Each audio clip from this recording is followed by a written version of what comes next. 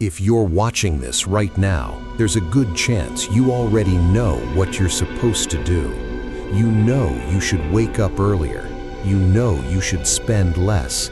You know you should stop scrolling. But knowing and doing are two completely different worlds. And that gap, that space between knowing and doing, is exactly where most men lose their entire life. The Stoics had a name for this. They called it akrasia, acting against your own best interest. And 2,000 years ago, they built a system to destroy it. By the end of this video, you'll have that exact system. 7 rules that will make distraction, debt, and self-doubt powerless against you. Not tomorrow, starting today. Let me describe someone. He's smart, he's capable. He watches videos like this one. He reads, he plans. Every Sunday night he tells himself, this week will be different. Monday comes, the phone pulls him in, the week slips, Sunday returns, the cycle repeats. Maybe that's you, maybe it's someone you know. This isn't a character flaw, this isn't weakness. This is what happens when a man has never been given the right operating system. That's what today is, a new operating system, built by men who had everything taken from them and still won. Marcus Aurelius was the most powerful man on earth. He commanded armies, he ruled an empire, he had access to every pleasure, every comfort, every distraction the ancient world could offer. And every single morning, before he spoke to a single person, before he made a single decision, he sat alone and wrote. Not plans, not goals, rules, personal rules for how he would conduct himself that day, regardless of what the world threw at him. He didn't trust motivation. He didn't wait to feel ready. He built a system and he followed it every day without exception. What you're about to learn are the 7 core principles behind that system, updated for the world you're actually living in. Rule 1. Never let your first hour belong to someone else. Epictetus said, don't explain your philosophy, embody it. The first 60 minutes of your day are the most valuable real estate you will ever own, and most men hand it over immediately to notifications, to social media, to other people's emergencies. Think about what you're actually doing when you pick up your phone the second you wake up. You're telling your brain, other people's priorities come before mine. You're starting the day in a reactive state. And a reactive morning almost always becomes a reactive life. The Stoic protocol is simple. The first hour belongs to you completely. Write 1 sentence, what you will not compromise on today. Drink water. Move your body for 5 minutes. Nothing else. No phone, no news, no one else. This week's micro-action. Put your phone in a different room before you sleep tonight. That one's straightforward. But rule 2 is where most men get uncomfortable, because it forces you to look at something most men spend their entire lives avoiding. Rule 2. Your debt is not a money problem, it's a thinking problem. Marcus Aurelius wrote, wealth consists not in having great possessions, but in having few wants. Here's what nobody tells you about financial stress. The number in your bank account is almost never the real problem. The real problem is the story you're telling yourself about what you need to feel okay. You bought the thing because it felt like control, like progress, like proof that you were doing all right. The Stoics called this false goods, things that feel like they'll complete you, but create a new kind of emptiness the moment you have them. The Stoic money rule is brutal in its simplicity. Before every non-essential purchase, wait 48 hours and ask 1 question. Am I buying this because I need it or because I'm uncomfortable right now?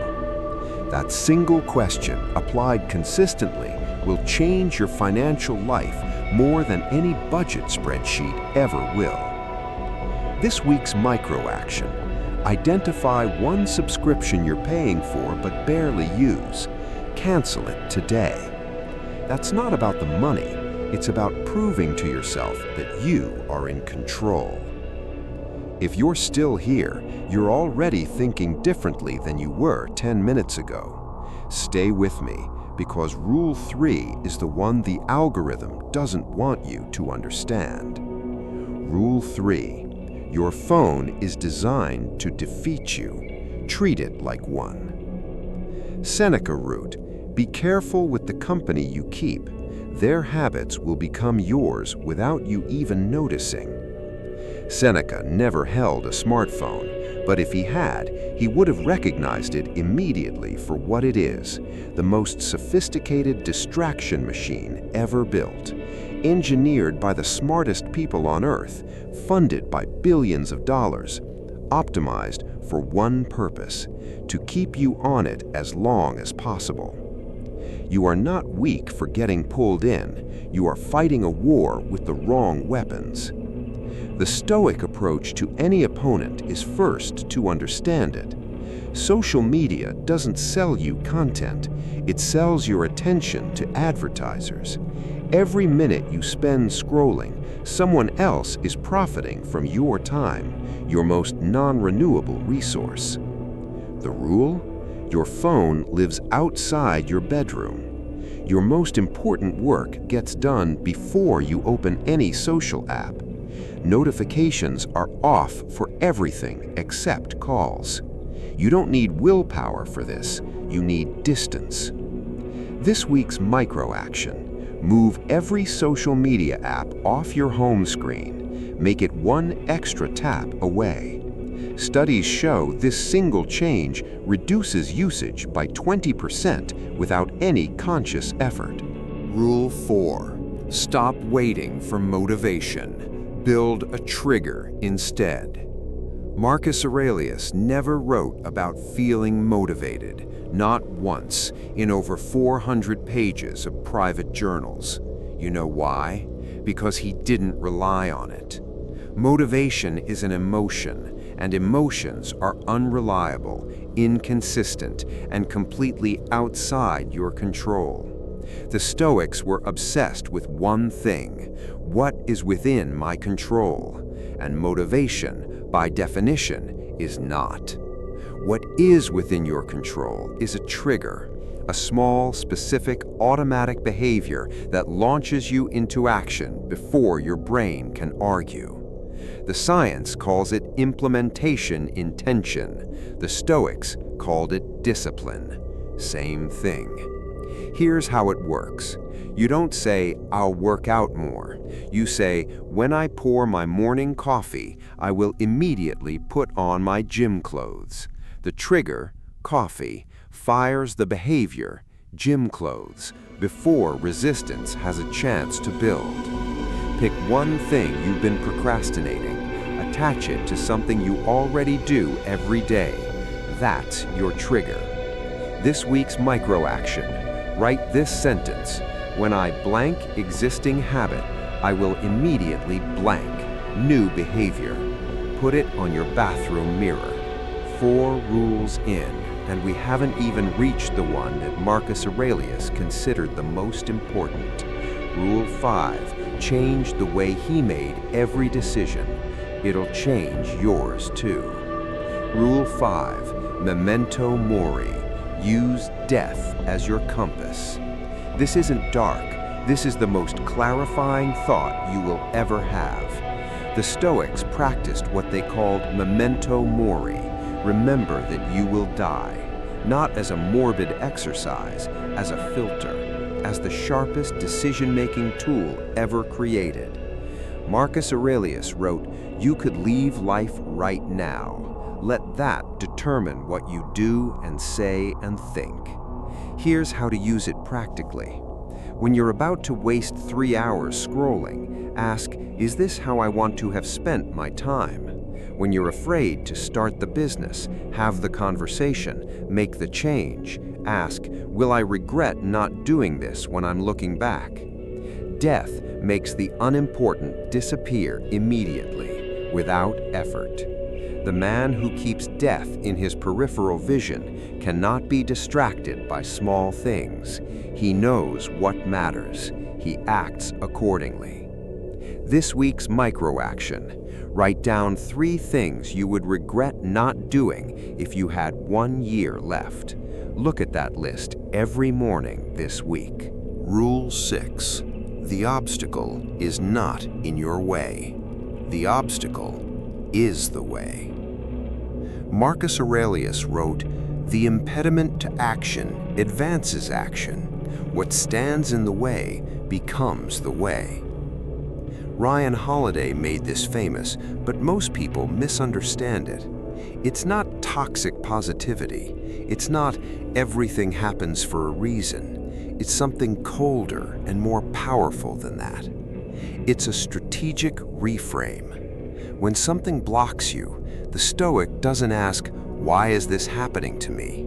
The Stoic asks, "What does this obstacle require me to become?" Lost the job? Now you're forced to build something of your own. Relationship ended? Now you have time to become someone worth being with. Failed publicly? Now you have information most people never get. The obstacle doesn't become easier. You become harder. This is not about pretending things are fine. It's about refusing to let circumstances determine your direction. This week's micro-action. Write down your biggest current obstacle. Underneath it, write, "What would I have to become to make this irrelevant?" Answer that question honestly. 7 rules. But if you take nothing else from this video, take this.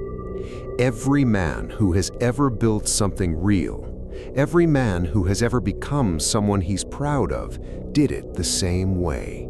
Not through motivation, not through talent, not through waiting for the perfect moment. Through a system, applied consistently, over time, regardless of how he felt. That's the entire Stoic philosophy compressed into one sentence. You don't need more information. You don't need another video after this one.